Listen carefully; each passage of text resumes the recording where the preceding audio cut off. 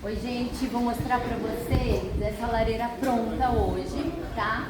Revestida em pedra moledo. Eu gravei um vídeo do início da execução dela, tá? As duas laterais em alvenaria convencional e essa frente aqui era todinha em drywall e a gente trabalhou com reforço estrutural que a gente costuma fazer nessas situações. Faltava mostrar para vocês esse detalhe aqui da boca da lareira, tá? Que ainda não estava pronto para a gente fazer o revestimento e agora a gente já finalizou.